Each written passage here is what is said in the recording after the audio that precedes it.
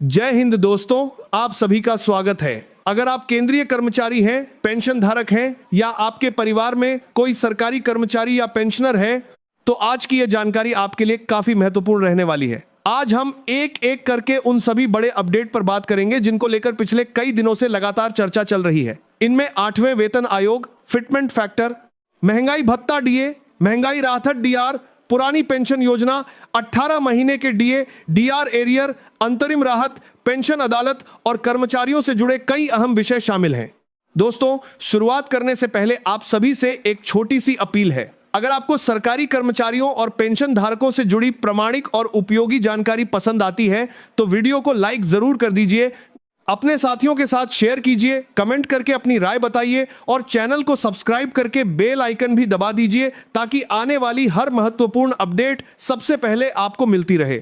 दोस्तों, सबसे पहले बात करते हैं 8वें वेतन आयोग को लेकर। पिछले कुछ समय से देश भर के लाखों केंद्रीय कर्मचारियों और करोड़ों परिवारों के बीच सबसे ज्यादा चर्चा इसी विषय को लेकर हो रही है। हर कोई जानना चाहता है कि आखिर 8वें वेतन आयोग की प्रक्रिया किस चरण में है, कब तक इसकी सिफारिशें सामने आ सकती हैं और कर्मचारियों तथा पेंशन धारकों को इसका लाभ कब मिलेगा। हाल ही में कर्मचारी संगठनों की ओर से कई महत्वपूर्ण बातें सामने रखी गई हैं। कर्मचारी संगठनों का कहना है कि इस बार आयोग पहले की तुलना में अलग तरीके से कार्य कर रहा है। आधुनिक तकनीक का उपयोग करते हुए सुझाव ऑनलाइन लिए जा रहे हैं और विभिन्न संगठनों से लगातार चर्चा की जा रही है। बताया जा रहा है कि अलग अलग क्षेत्रों से प्राप्त सुझावों का अध्ययन किया जा रहा है, जिसके बाद आयोग अपनी सिफारिशें तैयार करेगा। हालांकि अभी तक केंद्र सरकार की ओर से आयोग की अंतिम रिपोर्ट या लागू होने की कोई आधिकारिक तिथि घोषित नहीं की गई है, इसीलिए सोशल मीडिया पर चल रही किसी भी अपुष्ट जानकारी पर भरोसा करने से पहले आधिकारिक सूचना का इंतजार करना जरूरी है। दोस्तों, सबसे ज्यादा चर्चा फिटमेंट फैक्टर को लेकर भी हो रही है। कर्मचारियों की मांग है कि इस बार ऐसा फिटमेंट फैक्टर तय किया जाए जिससे वेतन में वास्तविक बढ़ोतरी दिखाई दे। कर्मचारी संगठनों का कहना है कि बढ़ती महंगाई, जीवन यापन के बढ़ते खर्च और वर्तमान आर्थिक परिस्थितियों को देखते हुए उचित फिटमेंट फैक्टर तय किया जाना चाहिए। कुछ कर्मचारी संगठनों ने 3.83 फिटमेंट फैक्टर की मांग भी रखी है। उनका कहना है कि यह मांग किसी अनुमान पर आधारित नहीं बल्कि वर्तमान आर्थिक स्थिति को ध्यान में रखते हुए रखी गई है। हालांकि यह केवल कर्मचारियों की मांग है। अंतिम निर्णय केंद्र सरकार और वेतन आयोग की सिफारिशों के आधार पर ही लिया जाएगा।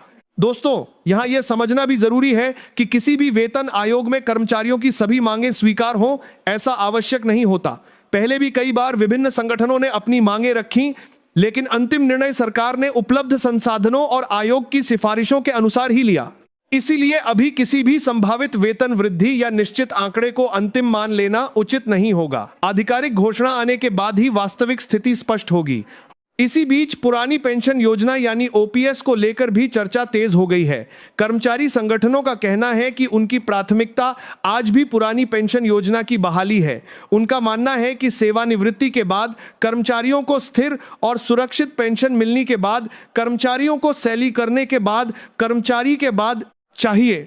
वहीं दूसरी ओर वर्तमान में लागू विभिन्न पेंशन व्यवस्थाओं को लेकर भी लगातार चर्चा जारी है। हालांकि इस विषय पर भी अभी तक केंद्र सरकार की ओर से कोई नई आधिकारिक घोषणा नहीं की गई है।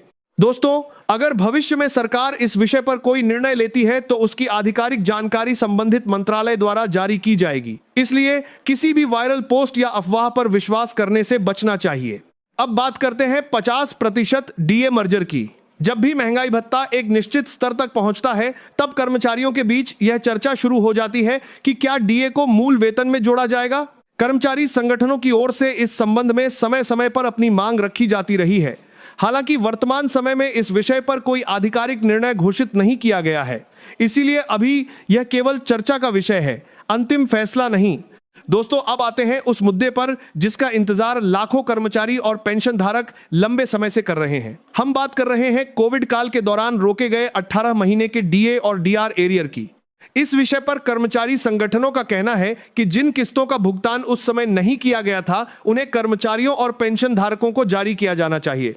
लेकिन यहां सबसे महत्वपूर्ण बात यह है कि केंद्र सरकार की ओर से अभी तक इस संबंध में कोई आधिकारिक घोषणा नहीं की गई है। दोस्तों, सोशल मीडिया पर समय समय पर कई प्रकार की खबरें वायरल होती रहती हैं। कभी कहा जाता है कि एरियर जारी हो गया, कभी कहा जाता है कि 3 किस्तों में भुगतान होगा और कभी किसी नई तारीख का दावा किया जाता है।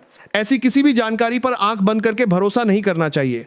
अगर सरकार कोई फैसला लेती है तो उसकी जानकारी आधिकारिक प्रेस विज्ञप्ति, मंत्रालय की वेबसाइट या अधिकृत माध्यमों से सार्वजनिक की जाएगी। इसलिए किसी भी वायरल पोस्ट को अंतिम सत्य मानने की गलती बिल्कुल नहीं करनी चाहिए। दोस्तों, अगर अभी तक आपने वीडियो को लाइक नहीं किया है तो एक बार जरूर लाइक कर दीजिए। आपकी एक लाइक हमें ऐसे ही महत्वपूर्ण विषयों पर लगातार जानकारी देने के लिए प्रेरित करती है। साथ ही वीडियो को अपने सभी कर्मचारी और पेंशन धारक साथियों तक जरूर शेयर कीजिए। अब बात करते हैं अंतरिम राहत यानी इंटरिम रिलीफ की। कुछ कर्मचारी संगठनों का कहना है कि यदि 8वें वेतन आयोग की रिपोर्ट लागू होने में अधिक समय लगता है तो कर्मचारियों को अंतरिम राहत देने पर विचार किया जा सकता है। हालांकि यह केवल कर्मचारियों की ओर से रखी गई मांग है। इस संबंध में अभी तक केंद्र सरकार की ओर से कोई आधिकारिक निर्णय जारी नहीं किया गया है। यदि भविष्य में सरकार इस विषय पर विचार करती है तो उसकी जानकारी आधिकारिक रूप से जारी की जाएगी। दोस्तों, कर्मचारी संगठनों ने एक और महत्वपूर्ण मुद्दा उठाया है। उनका कहना है कि इस बार लेवल 1 और निचले वेतनमान वाले कर्मचारियों को विशेष प्राथमिकता दी जानी चाहिए। संगठनों का मानना है कि वर्तमान समय में न्यूनतम और अधिकतम वेतन के बीच का अंतर काफी बढ़ चुका है। इसलिए ऐसे कर्मचारियों की आय में उचित सुधार किया जाना चाहिए जिन पर महंगाई का सबसे अधिक प्रभाव पड़ता है। दोस्तों, बढ़ती महंगाई आज हर परिवार की सबसे बड़ी चिंता बन चुकी है। रोजमर्रा की जरूरतों से लेकर शिक्षा, स्वास्थ्य, परिवहन और अन्य आवश्यक खर्चों में लगातार वृद्धि देखने को मिल रही है। ऐसे में कर्मचारी संगठन चाहते हैं कि भविष्य की वेतन संरचना तय करते समय इन सभी बातों का ध्यान रखा जाए। अब बात करते हैं जुलाई 2026 के महंगाई भत्ते और महंगाई राहत की। हर साल केंद्र सरकार जनवरी और जुलाई में महंगाई भत्ते तथा महंगाई राहत की समीक्षा करती है। यह बढ़ोतरी अखिल भारतीय उपभोक्ता मूल्य सूचकांक यानी AICPI के उपलब्ध आंकड़ों के आधार पर निर्धारित की जाती है। बताया जा रहा है कि जनवरी से मई तक उपलब्ध आंकड़ों के आधार पर बढ़ोतरी की संभावना बनी हुई है। हालांकि अंतिम प्रतिशत जून के आंकड़ों और सरकार के आधिकारिक निर्णय के बाद ही स्पष्ट होगा। कुछ विशेषज्ञों का अनुमान है कि यदि उपलब्ध रुझान इसी प्रकार बने रहते हैं तो लगभग 3% तक बढ़ोतरी देखने को मिल सकती है। लेकिन जब तक सरकार आधिकारिक घोषणा नहीं करती तब तक किसी भी प्रतिशत को अंतिम नहीं माना जा सकता। इसलिए सभी कर्मचारी और पेंशन धारकों को केवल आधिकारिक आदेश का इंतजार करना चाहिए। दोस्तों, इसी बीच पेंशन धारकों के लिए एक और महत्वपूर्ण जानकारी सामने आई है। देश भर में पेंशन संबंधी शिकायतों के समाधान के लिए समय समय पर पेंशन अदालतों का आयोजन किया जाता है। यदि किसी पेंशन धारक को पेंशन भुगतान, संशोधन, पारिवारिक पेंशन या अन्य किसी प्रकार की समस्या का सामना करना पड़ रहा है तो वह निर्धारित प्रक्रिया के अनुसार संबंधित पेंशन अदालत में अपनी शिकायत प्रस्तुत कर सकता है। ऐसे कार्यक्रमों में भाग लेने के लिए संबंधित विभाग द्वारा जारी दिशा निर्देशों का पालन करना आवश्यक होता है। जरूरत पड़ने पर आवश्यक दस्तावेज भी साथ रखने चाहिए ताकि शिकायत का शीघ्र समाधान हो सके। दोस्तों, यहाँ एक बात हमेशा याद रखिए, आजकल सोशल मीडिया पर हर दिन कई ऐसी खबरें वायरल होती हैं जिनमें दावा किया जाता है कि वेतन बढ़ गया, एरियर जारी हो गया, पेंशन में भारी वृद्धि हो गई या फिर किसी नई योजना को मंजूरी मिल गई। लेकिन जब उन खबरों की आधिकारिक जांच की जाती है तो उनमें से कई दावे सही नहीं निकलते। इसलिए हमेशा प्रामाणिक स्रोतों पर भरोसा करें। किसी भी खबर को साझा करने से पहले उसकी पुष्टि अवश्य करें। यही एक जिम्मेदार नागरिक की पहचान होती है। दोस्तों, कर्मचारी और पेंशन धारकों के लिए सबसे महत्वपूर्ण बात यही है कि धैर्य बनाए रखें और केवल आधिकारिक घोषणाओं पर विश्वास करें। वेतन आयोग की प्रक्रिया अपने निर्धारित चरणों में आगे बढ़ती है और अंतिम निर्णय सरकार द्वारा सभी पहलुओं पर विचार करने के बाद ही लिया जाता है। आने वाले समय में जैसे जैसे नई आधिकारिक जानकारी सामने आएगी उसी के आधार पर स्थिति पूरी तरह स्पष्ट होगी। इसलिए अफवाहों से दूर रहें और सही जानकारी के साथ जुड़े रहें। अगर आपको आज की यह जानकारी उपयोगी लगी हो तो वीडियो को लाइक जरूर करें, अपने सभी कर्मचारी और पेंशन धारक साथियों के साथ शेयर करें, कमेंट करके बताइए कि 8वें वेतन आयोग से आपकी सबसे बड़ी उम्मीद क्या है। और अगर आपने अभी तक चैनल को सब्सक्राइब नहीं किया है तो तुरंत सब्सक्राइब कर लीजिए ताकि सरकारी कर्मचारियों, पेंशन धारकों और पूर्व सैनिकों से जुड़ी हर महत्वपूर्ण और प्रामाणिक जानकारी सबसे पहले आपको मिलती रहे। फिलहाल आज के वीडियो में इतना ही।